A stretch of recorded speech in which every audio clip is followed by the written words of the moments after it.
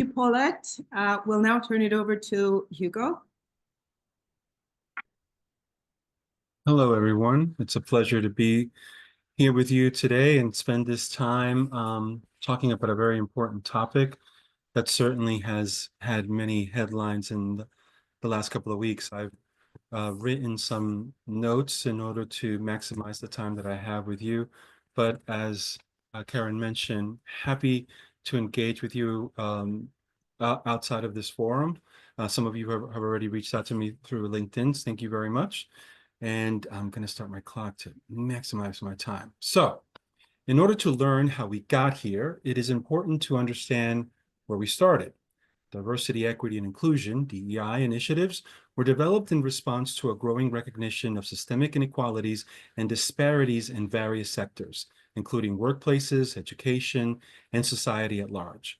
The primary goals of DEI programs are to, one, promoting representation. DEI seeks to ensure that individuals from diverse backgrounds, including different races, ethnicities, genders, sexual orientations, and abilities, are represented in decision-making roles and leadership positions. Now, I know I'm preaching to the choir, but I think it's really important to give some examples of DEI because too often how DEI has been positioned, and certainly has been my experience, it has been about the optics of DEI and not as much as the things that we don't readily see, like sexual orientation.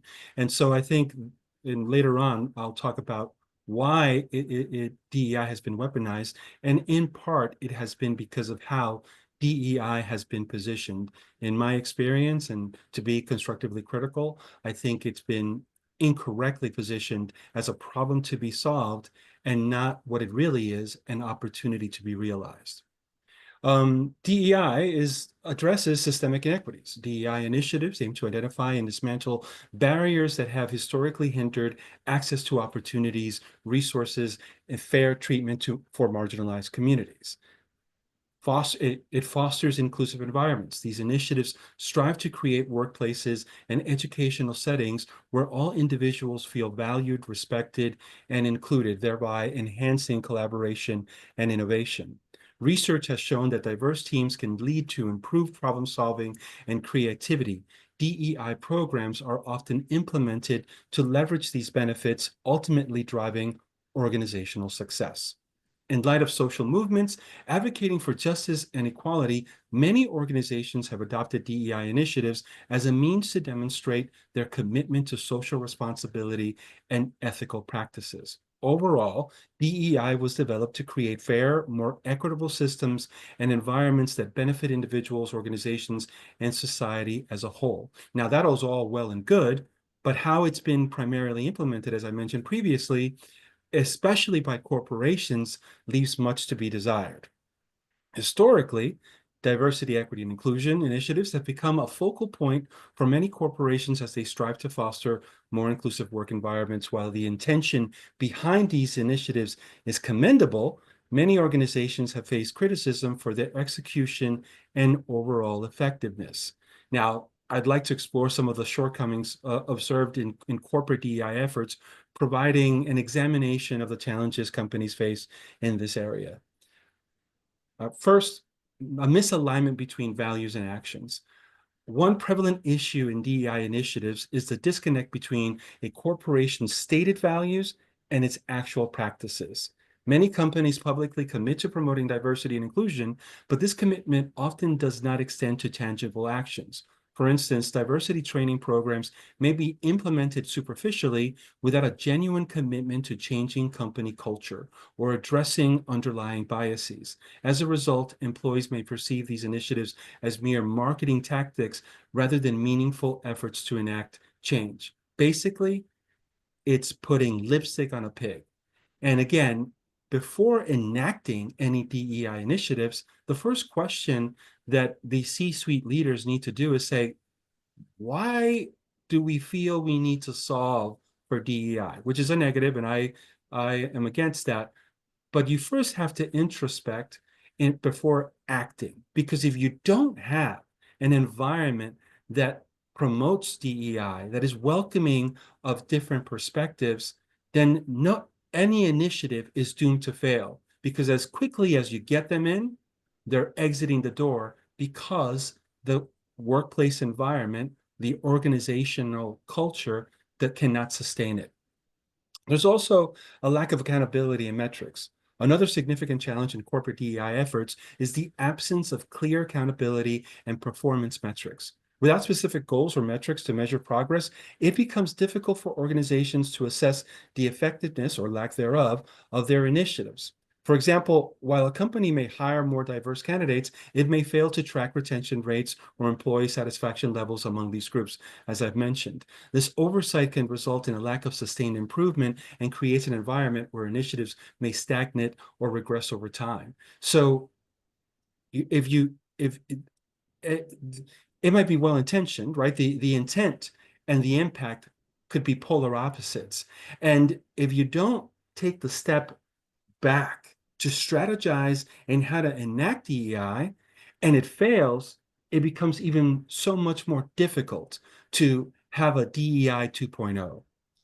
Tokenism and representation. Tokenism is the superficial, of course, the superficial attempts at promoting diversity, where organizations may place individuals from underrepresented groups in visible roles without providing them with the necessary support or actual power. This can result in a situation where employees feel that their presence is primarily a means to fulfill a diverse quota rather than a genuine acknowledgement of their skills and contributions. Such practices can inadvertently undermine the very purpose of DEI efforts, leading to feelings of disillusionment among employees.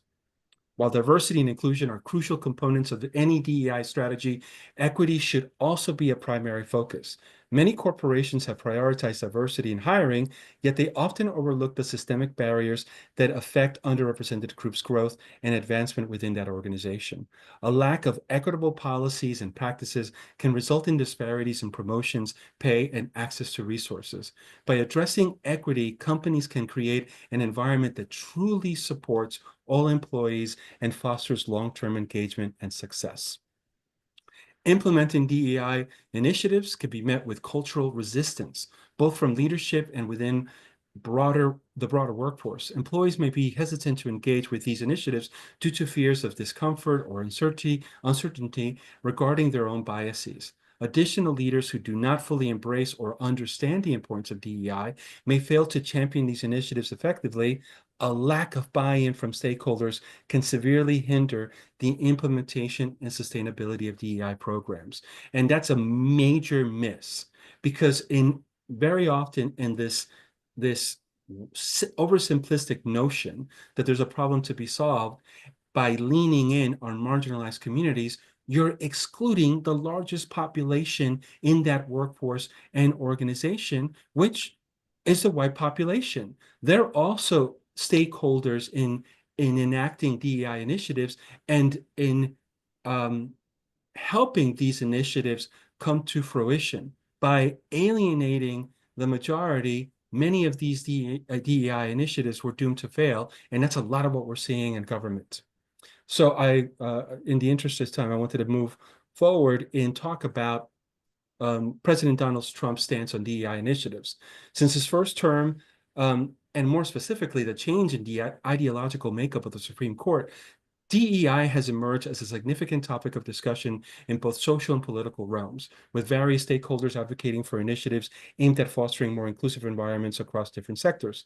Amidst this backdrop, President Trump has made a series of statements and policy decisions that signal a critical stance toward DEI efforts, particularly in relation to government and educational institutions.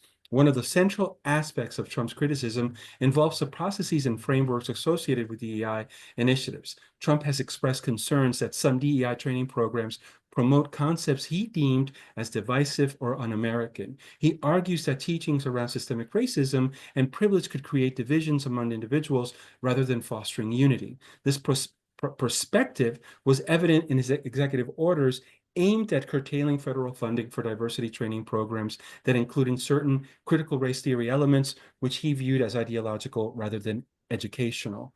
Trump has consistently advocated for a merit-based approach to hiring and promotion, suggesting that it should take precedence over considerations of diversity. I'm opposed to this because they can both coexist. a meritocracy environment and DEI can coexist. And again, it's a very one overly simplistic view of DEI because of those C-suite errors in pinning DEI as an us versus them instead of a we. And let me spend a little time about that. Because I mentioned about negative and positive. When we as human beings are presented with a negative, as DEI has been positioned historically, we rush to fix it. The house is on fire, grab the hose, grab the pail, put the fire out. When it comes to DEI initiatives, that's where mistakes are made in a rush to fix a perceived problem. We're underperforming with a certain demographic, say women. Well, let's look at our population of employees and hire more women. That's putting a Band-Aid to a problem. What DEI is a positive. It is an opportunity. And when we human beings are faced with an opportunity, we organically step back. We want to look at this opportunity from different perspectives. We organically are inclusive, invite others to look at this opportunity and collaborate in a strategy in realizing it. That's what DEI is, but not how it has been positioned, which has created an environment for it to be weaponized, not just by the Trump administration, but by conservatives. It picked at its weakest points because DEI was built on stilt legs. Again, good intentions, but the execution married in figurative potholes created an impact that made it vulnerable and also negative. So, in response to his views on DEI, Trump initiated several policy changes, as I've mentioned, to reshape how diversity initiatives were implemented in federal agencies. An example of this is his administration issued directives to review and potentially eliminate programs that it considered promoting identity politics. This approach was positioned as a way to create a more unified government that prioritizes equality of opportunity without explicit focus on race and gender, which of course, again, it is a lack of understanding of what DEI is, and also a lack of understanding of, we all know, especially members of these marginalized communities, that there's a difference between equity and equality. Figuratively speaking, we're not all starting the race at the starting line. There are many marginalized communities that are starting the race way back in the line, half a mile away. So what we're looking to do is even the playing field, not as handouts to any particular community, but as a means to get a fighting chance and to close those gaps in those disparities. Now, I'm circling on the time that I have with you, but I want to just jump quickly to what am I hearing? So I'd like to share some of what I'm hearing by highlighting excerpts of an opinion editorial focused on education published at the Fulcrum and the Latino News Network by Doris Maldonado Mendez, a member of the Connecticut Mirror's Community Editorial Board. She writes, "Growing up, my cultural identity was nurtured by my family, but when I stepped beyond the safeguards of home, my experiences as an undergrad and grad student were revealing. My journey was marked by the absence of Latina representation in required texts and academic spaces. Revolutionary figures like U.S. Supreme Court Justice Sonia Sotomayor, U.S. Surgeon General Antonio Coelho Novello, writer Sor Juana Inés de la Cruz, and others were glaringly omitted. I found my sense of self through cultural organizations, not classrooms. These spaces allowed me to revel in fellow first-generation Latinos who shared the struggle of finding cultural affirmation in Spanglish conversations, shared traditions, and the quest of shattering the glass ceiling." And she goes on to say that the threat that's coming from Washington in regards to the elimination of DEI is the taking of funding that helps these organizations that are sometimes directly associated and indirectly associated with higher schools of higher education, as it is with other organizations that really help collaboratively promote DEI in the sense of progressively changing environments that historically have not been welcoming to marginalized communities. And then finally, so what's being done about it? expect, I've learned to expect that Trump will walk the talk. If it is one thing that I learned from the first term, no matter how absurd I think the position is, if he says it, he will do it, or at the very least, fight trying. And what we've seen in regards to responses to his actions have been legal challenges, public advocacy campaigns, internal commitments and action, collaborating and coalition building. This discussion that we're having today is one that we should be having every day, and I suspect forecasts we'll be having for the next 4 years. This isn't, and I shared an opinion editorial that I wrote, this is not the time to cower to political pressure, as we've seen in corporate America. This is the time, especially for those organizations that have proudly showcased DEI, whether it's a title of their position or their organization. This is the time to advance, because I promise you, within 4 years, we're going to have conversations of bringing back these initiatives for the right reasons. And you want to be the person and the organization that can say, when things were coming down and people were backing up, we were pushing forward. This is the moment to buckle up, show courage, and fight the fight worth fighting.